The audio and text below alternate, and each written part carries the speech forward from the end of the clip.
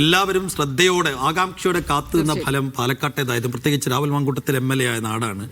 പക്ഷേ പാലക്കാട് എന്താ പറയാ, ഒരു ഇഞ്ചോടിഞ്ച് പോരാട്ടം നടക്കുകയും അപ്രതീക്ഷിതമായ ഫലം ഉണ്ടാവുകയും ചെയ്തു. അപ്പോൾ സ്വാഭാവികമായിട്ടും ആരാണ് നഗരസഭ ഭരിക്കുക എന്നതിലൊരു അവ്യക്തത ഇപ്പോഴും തുടരുകയാണ്. അതെ, സ്വതന്ത്രൻ H. റഷീദിനെ പിന്തുണക്കുന്ന കാര്യത്തിൽ CPM ഇതുവരെ തീരുമാനമെടുത്തിട്ടില്ല. ഏറ്റവും വലിയ ഒറ്റകക്ഷിയായ BJP-യിൽ ചെയർമാൻ സ്ഥാനം സംബന്ധിച്ച തർക്കങ്ങളും നിലവിലുണ്ട്.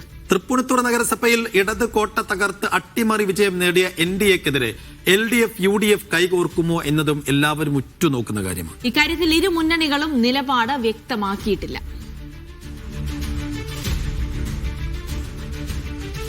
അപ്പോ പാലക്കാട് എന്താണ് ചെയ്യുക എന്നുള്ളത് സ്വതന്ത്രനാണ് H. റഷീദാണ് നിർണായകം. അപ്പോൾ H. റഷീദിനെ LDF UDF പിന്തുണയോടെ നിലനിർത്താനുള്ള ആലോചനയുണ്ട്. അതായത് നേരിട്ട് ഭരണത്തിൽ പങ്കാളിയാവാതെ തന്നെ എങ്ങനെയാണ് BJP താഴെ ഇറക്കുക എന്നുള്ള കാര്യത്തിൽ തന്നെയാണ് എല്ലാവരും.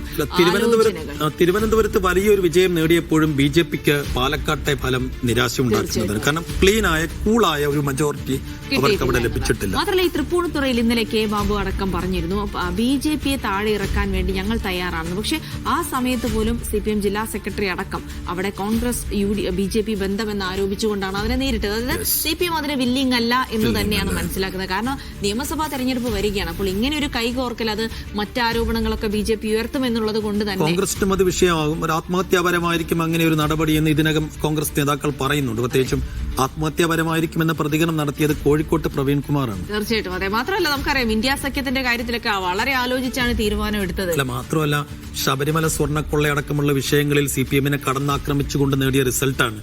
അതിൽ CPMുമായി സഹകരിച്ച് ഒരു ഭരണസമിതി ഉണ്ടാക്കി കഴിഞ്ഞാൽ അവർക്ക് സത്യം പറഞ്ഞാൽ രണ്ട് മുന്നണികളും കടുത്ത പ്രതിസന്ധിയിലാണ് ഇക്കാര്യത്തിൽ. അതേസമയം BJP അകറ്റി നിർത്താനുള്ള ആഗ്രഹം ഉണ്ട് താനും. പക്ഷെ അതിനെങ്ങനെ മുന്നോട്ട് പോകുമെന്നുള്ളതിൽ ഒരു ഫോർമുല ആയിട്ടില്ല എന്നുള്ളത് കൂടിയാണ് മനസ്സിലാക്കുന്നത്. അപ്പോൾ പാലക്കാടും ആ ഒരു അവ്യക്തത ഇപ്പോഴും തുടരുകയാണെന്ന് തന്നെ മനസ്സിലാക്കുന്നു.